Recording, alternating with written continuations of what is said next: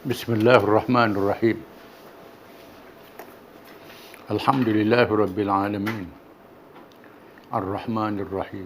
Maliki yaumiddin. Iyyaka na'budu wa iyyaka nasta'in.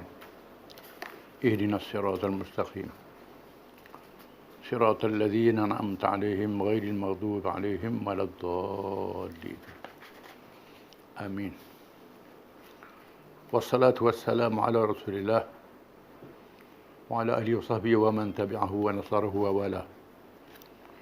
Rabbana zidna ilma warzuqna fahman wa hikmah.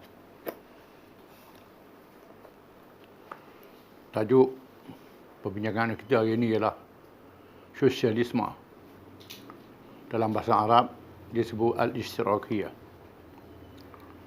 iaitu satu ajaran yang berhubung dengan ekonomi dan politik yang menjadi tindak balas kepada ajaran kapitalisme.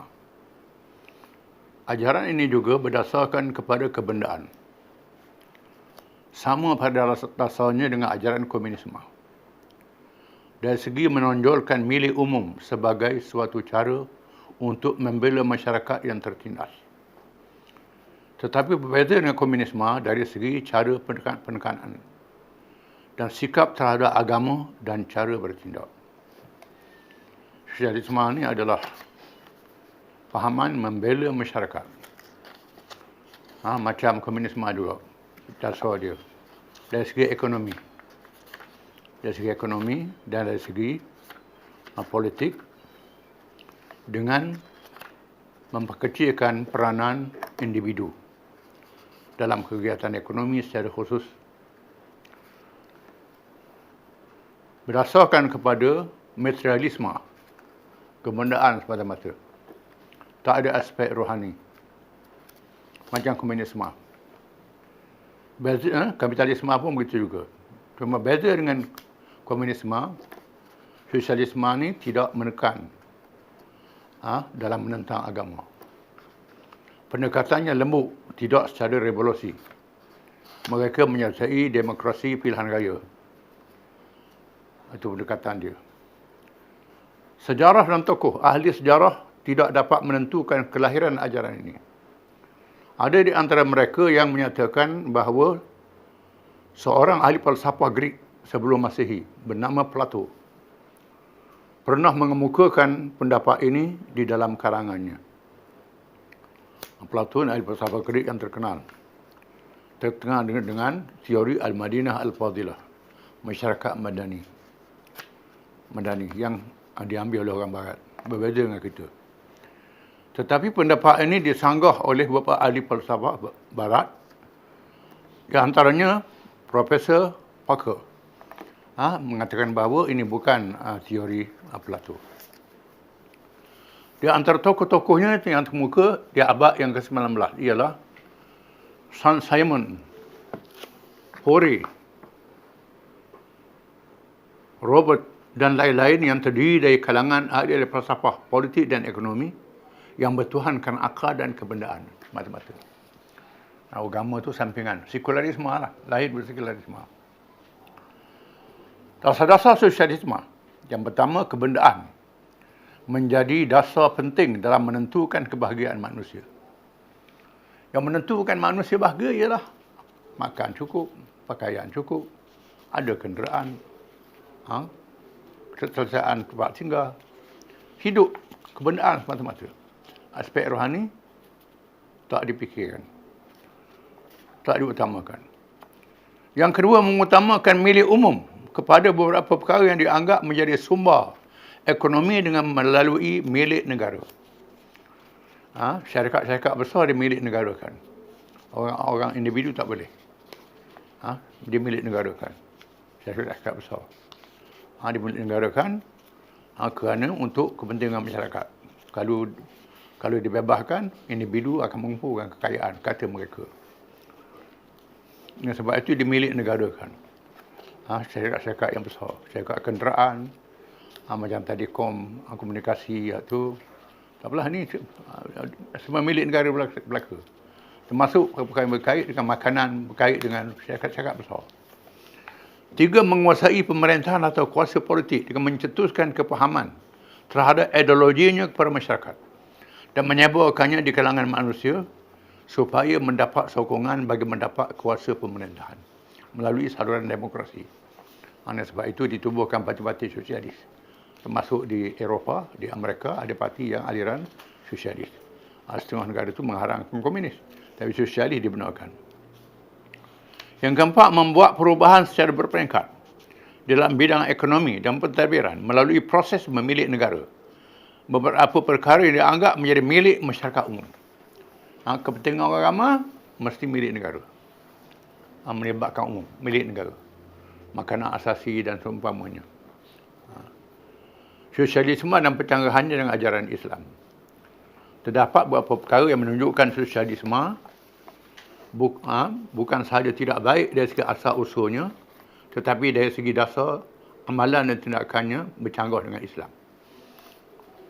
Yang pertama, menjadikan kebendaan sebagai dasar utama dalam hidup tanpa meletakkan agama di tempat yang pertama sehingga tidak mempunyai perhitungan halal dan haram menurut akidah dan kaedah Islam.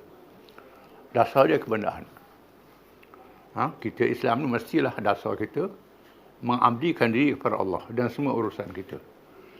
Termasuklah menuju ke alam akhirat. Ada dosa pahala. Dengan sebab itu ada halal dan haram. Sosialisme ni tak ada aspek-aspek ini.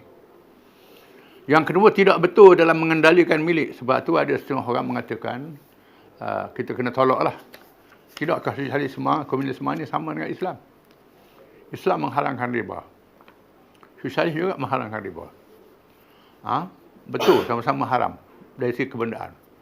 Tetapi kita berdasarkan kepada hukum halal dan haram. Dia bukan hukum halal dan haram. Kepada hukum akal semata-mata. Kita berdasarkan kepada ada dosa pahala. Dia tidak. Bukan dosa pahala. Berdasarkan kepada madiyah, kebendaan. Dua, tidak betul dalam mengendalikan milik umum sehingga menjejahkan kebebasan orang perseorangan dan merampas hak-hak mereka. Sehingga merampas hak berekonomi untuk bersyarikat yang bukan kerajaan. Tak boleh begitu. Mesti ada pensuasaan. Mesti ada individu yang berhak untuk milik. Termasuk dalam perkara yang besar. Bukan kerajaan tak digalakkan terlibat dalam berniaga. Kerajaan dan urusan rakyat. Patutnya ni dia bercampur belaka. Dia ambil alih. Tiga, bercanggah dengan fitrah manusia yang bersifat rohani dan jasmani. Ananiyah dan istimaiyah pada masyarakat. Bercanggah dengan sifat naluri manusia. Semula jadi manusia. Manusia ni bukan sahaja tubuh dia, jasad dia. Ada roh dan ada jasad. Manusia bukan sahaja bermasyarakat. Dia ada ananiyah, kedirian, individualistik. Ada diri manusia. Tak boleh buang sifat-sifat ini. Apa yang penting ialah semua sifat ini diraihkan dengan kawalan-kawalan hukum mengikut ajaran Islam. Yang keempat, menghapuskan semangat untuk bekerja pada orang berseorangan. Bila milik negara, ini pun di negara Arab yang mengamalkan sosialis, kita akan lihat bagaimana kenderaan-kenderaan umum tak terurus dalam keadaan rosaknya, keadaannya. Sebab mengendalikan itu dia barang kerajaan, bukan barang dia. Mereka tak ada tanggungjawab. Hak kerajaan, pandang ringan, sudahlah. Kita dia bagi gaji ke. Tak perlu cara jaga dia kuat sangat. Jadi menyebabkan urusan-urusannya tak malek. Sebab itulah komunis ini hancur tengah jalan. Sosialis juga hancur tengah jalan. 5, menghapuskan rasa bertanggungjawab terhadap urusan yang dipegang sehingga menjejahkan negara dari segi ekonomi yang menjadi matlamat penting kepada ajaran ini. Apabila orang yang ditugaskan merasakan tugas dan hasil pekerjaannya bukan miliknya. Bila kegiatan ekonomi tidak aktif, tidak ada kemajuan dalam ekonomi. Sebab dia rampas hak-hak ini, menyebabkan kemunduran ekonomi negara. Ini berlaku di negara sosialis. Dan sebab itu kita melihat negara sosialis ubah dasarnya. Akhirnya sosialisme mengalami nasib yang sama dengan komunisme dan kapitalisme. Gagal menyelesaikan masalah manusia sejagat. Terdedah pada keburukan yang membawa keruntuhan akhlak dalam bidang-bidang politik, ekonomi dan lain-lain. Akhlak jadi rusuh sebab tak ada dosa pahala, menipu rakyat, menipu dalam memiliki kebendaan, sehingga memaksa pemimpin menjadi contoh yang tidak baik. Pemimpin contoh tak baik. Di mana pemimpin sosialis ini kaya macam negara kapitalis juga. Rupuh harta. Sebab rakyat dah nampak dia. Kepada dia, Tuhan dah ambil tahu bab-bab dia. Tuhan ambil tahu bab ibadat saja. Menyembunyikan kesilapan mereka dan kelemahan ajaran diperjuangkan dengan berbagai cara. Di antaranya menggunakan penipuan melalui alat-alat sebaran am yang dikuasai oleh mereka. Dan kadang-kadang menggunakan kekerasan, penindasan ke atas rakyat yang cuba menegur dan membetulkan keadaan. Gunakan media untuk puji mereka semata-mata. Rakyat terpengaruh dengan media. Media yang menutup kelemahan, puji benda tak betul, puji melapor-melapor. Nampak kebaikan semua. Kemudian kalau orang lawan, dia guna kekerasan. Ini negara sosialis. Adik-beradik yang komunis juga. Wallahu a'lam.